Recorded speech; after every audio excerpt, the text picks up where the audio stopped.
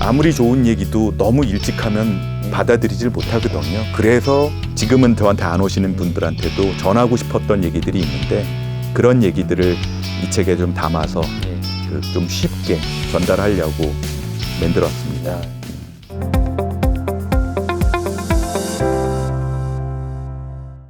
이 책의 저자로서 무조건 당신 편을 간략하게 소개를 좀 직접 해주신다면. 무조건 당신 편인데 부제로는요, 마음의 힘을 기르는 외상후 성장의 심리학이라고 그래서 그 상처를 입었을 적에 그냥 우울증에 빠지거나 또는 울분에 빠지는 거에서 그치지 말고 누군가한테 도와달라고 하지만 사실은 누군가의 도움만으로 해결 안 되는 일들도 많거든요. 결국은 나 스스로 거길 딛고 일어나야 되는데 그게 외상후 성장이거든요.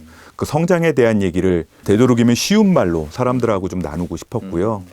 외래를 보고 진찰을 하면서 환자분들한테는 미처 얘기 안 했던, 아까 말한 것처럼 아무리 좋은 얘기도 너무 일찍 하면 받아들이질 못하거든요. 그래서 사람들한테 아직은 얘기 안 했거나 아니면 아직 받아들일 준비가 안 돼서 본인 스스로 그걸 꺼낼 때까지 기다리고 있는 얘기들이 있어요.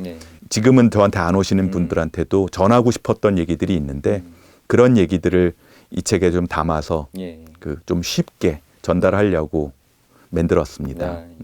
제목부터 너무 좀 마음에 와닿아요. 무조건 당신 편. 근본적으로 전달하고 싶었던 거는요, 이 제목을 보시고 누군가는 나도 당신 편이 되어 드릴 테니까 당신 스스로도 본인을 믿고 본인의 편이 됩시다 라는 얘기를 전달하고 싶었던 겁니다. 본인의 편이 또 되라. 그 정말 중요한 것 같습니다. 본인이 자신의 그 가장 중요한 어떤 지지자, 그런 편이 돼줄 수 있는. 내가 나를 믿지 못하면 사실은 아무도 나를 믿어줄 사람이 없거든요. 그 대부분의 사람들은 무조건 당신 편이라는 말 별로 안 좋아하는 분들도 많아요. 왜 선별적인 지지를 한다 그러잖아요. 그 인간이 뭔 짓을 하는지도 모르는데 다 지지를 할 수가 없죠. 그러나 적어도 본인 자신에게만큼은 자기 편이 되어야만 되는 거고요. 저 같은 정신과 의사도 그분하고 만나는 동안에, 그분하고 대화 나누는 동안에 당신 편을 들어주겠다는 거예요. 실제로 교수님의 어떤 무조건 지지를 해주는 편이 있으세요? 네, 저는 그 제 이 책 서문에도 써놨었지만 그 저희 집에 불멸의 연인이 한 명. 저도 그거 안 그래도 불멸의 연인이라고 쓰셨기 때문에 제가 그 인상이 깊어서 그래서 여쭤본 거거든요. 네, 그거 안 써놨으면은 제 인생이 조금 더 불편했을 수 있는데 그거 써놓고 났더니 제처가 그걸 보고서 여러 가지 좀 면죄부를 받을 것 같아요. 이 책을 뭐 남들한테 더 선물하려고 하실 것 같네요. 지금 그러고 있다. 그러세요. 저한테 항상 영감을 주고요. 보통 이제 정신과 의사들이 하는 얘기들은 컨테이너 능력이라고 얘기를 하거든요. 상대방이 얘기를 하거나 슬프거나 아파하거나 또는 화를 낼 때 그걸 받아주는 능력, 이거를 이제 컨테이닝 어빌리티라고 이제 부르는데 그게 저보다 큰 것 같아요. 그 덕에 제가 살고 있죠. 결혼 생활이 행복하시겠어요? 네, 그렇습니다. 이거 어차피 프로도 제처가 볼 테니까. 이 책에서도 나오는 얘기인데 제가 모시고 들었으면 하는 그런 질문들이 있어요. 계속 끝없는 감정적인 괴로움에 빠지는 이유들이 있는데 어떤 이유 때문에 우리가 감정적으로 계속 괴로움을 많이 느끼게 되는가, 그 말씀 좀 한번 듣고 싶습니다. 어른들이 얘기하거나 또는 교회나 절에 있는 큰 스님들이 얘기할 때는 머리가 나빠서 그렇다고 얘기를 해요. 이거 이제 정신의학적으로 생물학적으로 좀 말씀을 드리면 우리는 감정이 끊임없이 생겨나지 않습니까? 그 대표님 방송에서는 하루에도 400~500가지의 생각을 하신다고 해야 된다, 5만 가지 생각을 한다고 말씀하는 걸 제가 들었는데 감정 또한 부지기수로 올라갔다 내려가거든요. 근데 그때마다 우리는 그 감정대로 행동을 하지 않습니다. 배고프다고 무조건 먹고 화가 난다고 무조건 앞에 있는 사람들을 때리고 살진 않죠. 그렇게 하는 존재들은 이제 동물들, 그리고 애기들, 아직 이성이 좀 덜 발달한 우리 머리 안에는요, 그 변연계라는 조직이 있어요. 여기는 감정이 만들어지는 곳이잖아요. 그래서 거기서 무서운 감정, 두려운 감정, 화가 나는 감정이 올라오는데 우리의 머릿속에서 전두엽까지 올라오면 이 이마 앞에가 이제 전두엽인데 거기까지 올라오고 나면 이게 내가 화를 낼 거냐 말아야 될 거냐. 화는 머리끝까지 났지만 내가 지금 여기 있는 촬영팀이 있지만 우리 팀장님한테 내가 지금 저 인간한테 욕을 해봐야 결국은 내일 또 깨질 테니까 나한테는 손해니까 일단 오늘 참고 넘어가자. 이걸 결정하는 게 전두엽이거든요. 근데 스트레스를 오랫동안 받거나 또는 아주 큰 스트레스를 받거나 하면 전두엽 기능이 마비가 돼요. 이게 쉽게 말하면 요새 유행하는 말로 멘붕이라고 얘기를 하죠. 멘탈 붕괴가 되니까 감정 컨트롤 능력이 떨어지게 되는 겁니다. 특히 이제 만성 스트레스에 빠지게 되면 우울증까지는 아니래도 이제 잔잔한 우울한 기분이나 불안한 기분 또는 미래에 대한 걱정 이런 것들이 이제 쌓여 있게 되면 감정 컨트롤하는 능력이 떨어지고 쉽게 말하면 잘라내질 못하니까 감정을 적당한 데서 손절매를 해줘야 되는데 그게 안 되니까 계속 도돌이표를 찍는 거예요. 전두엽까지 못 올라가고 계속 화나는 감정 조금 낮았다가 또 화나고 조금 낮았다가 또 화나고 이게 이제 쌓이고 쌓이면 우울증 단계를 거쳐서 우울분증까지 빠지는 거죠. 군대 갔다 온 지 40년이 지났어도 지금도 그때 전방에서 그 인간이 내 머리통을 한 대 때렸던 걸 생각을 하면 지금도 막 화가 치미는 특히 아주머니들은 30년 전에 시집 왔을 때 그 시엄마가 나한테 화냈던 걸 생각하면 지금도 화가 나는 우울증은 아닌데 이런 것들이 우리의 생각에 꼬리를 무는 거죠. 근데 이제 젊을 때는 그런 것들이 반복되게 되면 자기 스스로 비참해지는 거예요. 저 인간도 사실 별거 아니고 이 감정도 별거 아닌데 내가 거기에 매달려 있는 느낌을 자기를 보면 내 스스로가 자꾸 비참해지는 거죠.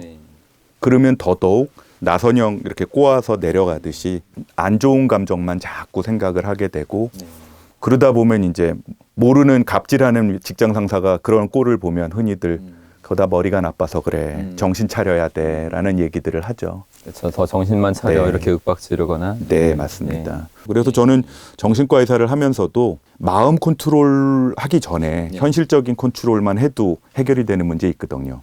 제가 정신과 의사를 처음 시작했을 때 제 선배 중에 이혼 전문가가 있었어요. 부부 문제나 고부 간의 갈등으로 오고 나면 그 선배랑만 면담하면 꼭 이혼을 하는 거예요. 그리고 되게 편안해져, 물론. 근데 저는 그 정도까지는 아니었고 저는 분가 전문가였죠.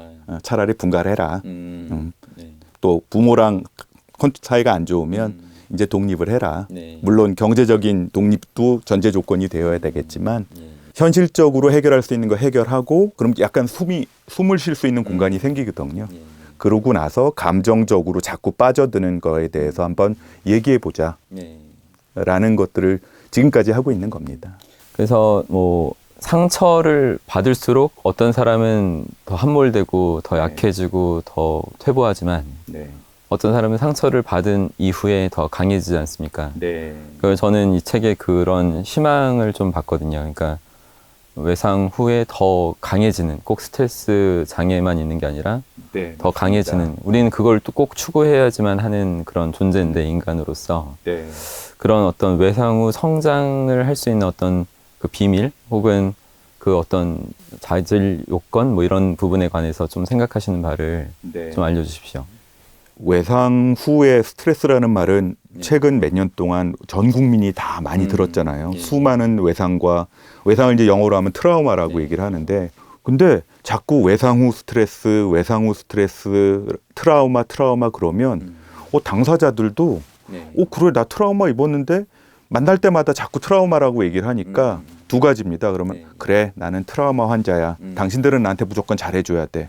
그럼 나도 모르게 사람들 만날 때마다 나는 트라우마 받은 사람의 역할을 할 수밖에 없어요. 피해자 역할 연기를. 그러면 뭔가 심리적인 이득도 있죠. 사람들이 나를 케어해주고 나를 돌봐주는 것 같은 느낌. 근데 그게 일정 시간 지나고 나면 본인 스스로도 자괴감을 느끼거든요. 피해자라 그래서 트라우마를 입었다 그래서 끝까지 피해를 받기만 하는 건 아니거든요. 그러면 누구나 다 트라우마 입은 사람들은 결국은 우울증에 빠져야만 하게 해요. 오늘 2명의 직원들한테 막 혼을 냈어요. 한 친구는 다음날 안 와. 팀장한테 물어보죠. 왜 안 와? 그랬더니 어저께 일 잘못해서 혼을 좀 냈는데 그냥 안 와요. 전화해봤어. 전화도 안 받아요. 또 한 친구는 더 혼냈어요. 일도 못한다고. 넌 몇 년이 지났는데 그거밖에 못했냐. 마이크 핀을 왜 그따위로밖에 안 만들어놨냐라고 잔뜩 혼을 냈는데 다음날 아무 일도 없었다는 듯이 와서 팀장님 커피나 한 잔 사주세요. 그러고는 그 이제 저희 말로는 마른 장작과 젖은 장작이라고 얘기하죠. 마른 장작, 예민한 사람들은요, 화도 안 냈는데 굉장히 화나고 본인 스스로도 굉장히 예민해서 자기 비하를 너무 많이 하는 거예요. 나는 안 될 것 같아. 저 사람이 나 싫어하는구나.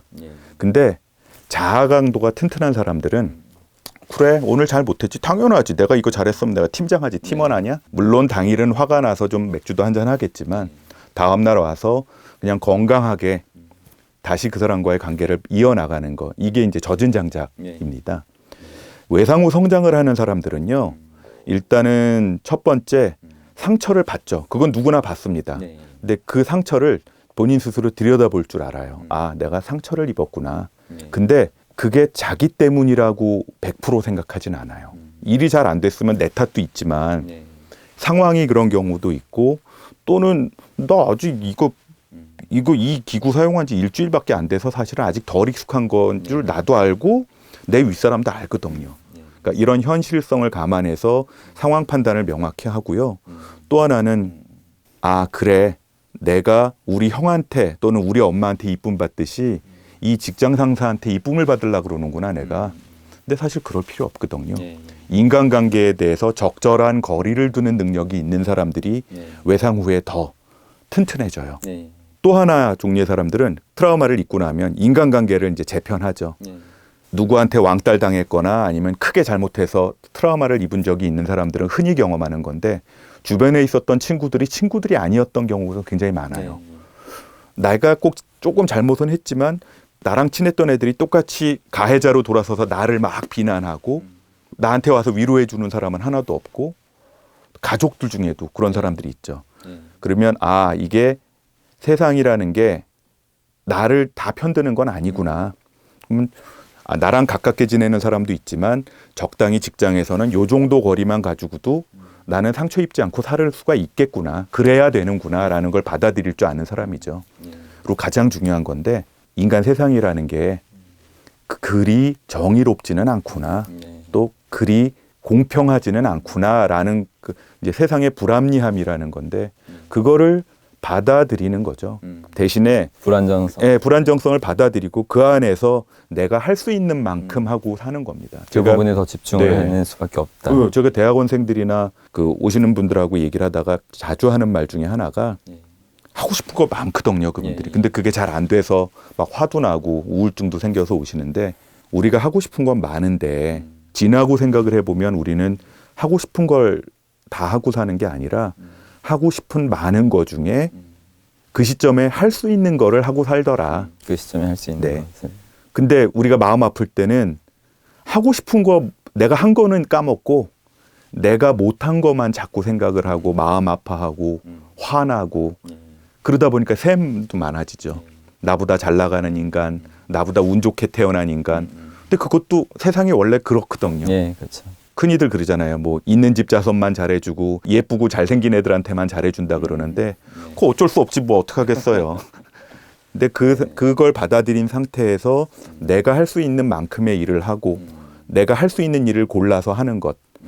그게 건강한 삶이 아니겠느냐라는 얘기를 할 수 있는 것에 더 크게 집중하면서 그거 몰입하고 그걸 실행하는 거. 예. 근데 중요한 건 그런 얘기를 처음 만나는 사람이 그런 얘기를 하면 잘 안 받아들이죠. 이제 그런 얘기는 이제 좀 한참 지나고 서로 관계가 좀 어느 정도 맺어진 다음에 그런 얘기들을 하는 거고요. 들릴 수 있겠죠.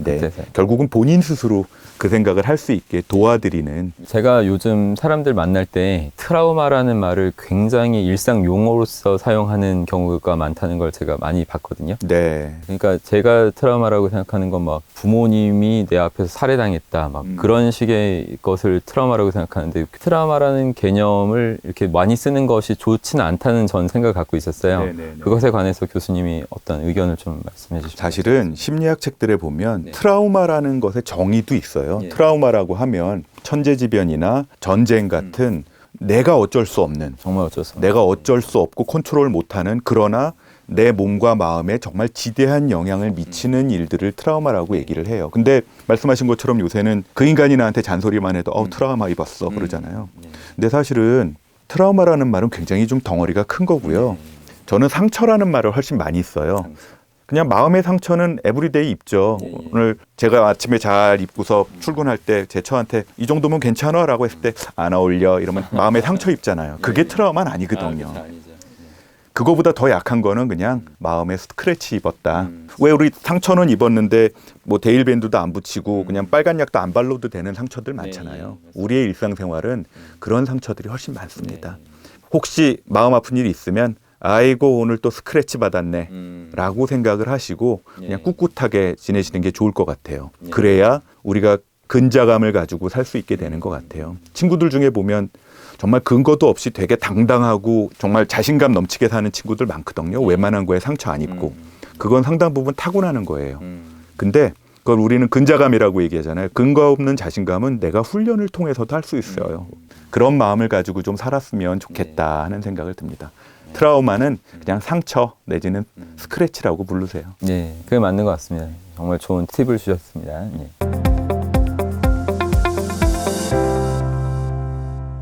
저는 이 책 전반 걸쳐서 다 좋았지만 진짜 제일 좋았던 부분은 일단은 제가 느꼈던 거는 가족들끼리 이렇게 스트레스 원이 되는 그런 경우가 너무나 많은데 그런 걸 잘 풀어내려고 하는 어떤 팁을 좀 얻을 수 있는 부분들이 있어서 좋았고 제가 그래서 그거에 대해서는 우리가 믿고 있는 신화 중에 하나가 가족들은 무조건 하나 모든 걸 다 같이 고통도 다 함께 일은 너 혼자 이런 식의 신화들이 있거든요. 그래서 제가 어디 방송을 나가거나 강의를 할 때 가장 많이 하는 말이 일정 나이가 지나면 가족들도 그냥 물론 내 부인이나 남편 포함해서 친한 남이라고 생각해라.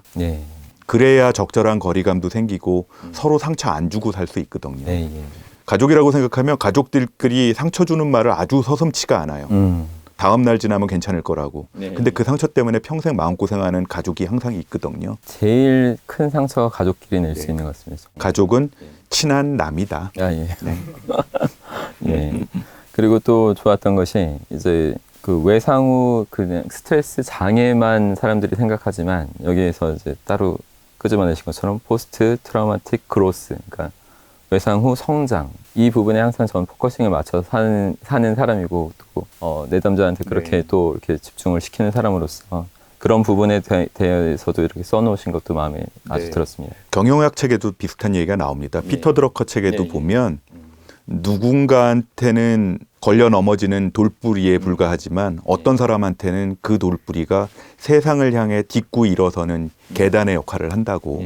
우리가 겪는 일상생활의 스트레스나 상처들, 트라우마까지는 아니더라도 이런 상처들이 나를 단단하게 만들고 내가 더 성숙하게 만들고 웬만한 일에 상처 쉽게 입지 않는 성숙한 인간으로 만들어주는 데 도움이 되는 거다 생각을 하시면 좋을 것 같아요. 우리 중학교 때 한문 선생님한테 배웠잖아요. 인생이 3인행이면 피로아사라고. 그 나쁜 인간도 결국은 나한테는 뭔가 배울 점을 준 거예요. 그분도 교사입니다. 반면교사. 좋은 점을 알려준 거니까 그런 식으로 우리의 자아 강도를 높여나가는 게 우리가 할 일 중에 하나인 것 같아요. 맞습니다. 그러니까 또 좋았던 거 하나 더 마지막으로 말씀드리면 프로스펙티브 메모리, 그러니까 전두엽의 이제 미래 기억을 축적시키는. 사실 이게 말씀하신 것처럼 성공한 CEO들, 존경받는 리더들이 잘 갖춘 능력이지 않습니까? 적으신 대로. 그래서 그러니까 이 부분은 솔직히 제가 생각할 때는 지식이 수반되지 않으면 이게 안 되는 거잖아요. 훈련과 노력을 통해서 만들어질 수 있는 게 그런 그 미래 기억이고요. 미래 기억은 단련할 수 있는 거거든요. 그렇죠. 공부를 하면 할수록 또 연습을 하면 할수록 미래 기억은 단련되는 거기 때문에 언젠가는 그 미래 기억에 대한 것만 따로 뽑아내서 조금 더 길게 좀 글을 좀 써볼까 하는 생각도 가지고 있습니다.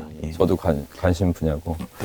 그래서 참 이 좋은 책을 쓰셨으니까 또 많은 분들한테 크게 도움 되길 바랍니다. 오늘 교수님 바쁘신데 이렇게 시간 내주시고 직접 좋은 말씀 나눠주셔서 정말 감사합니다.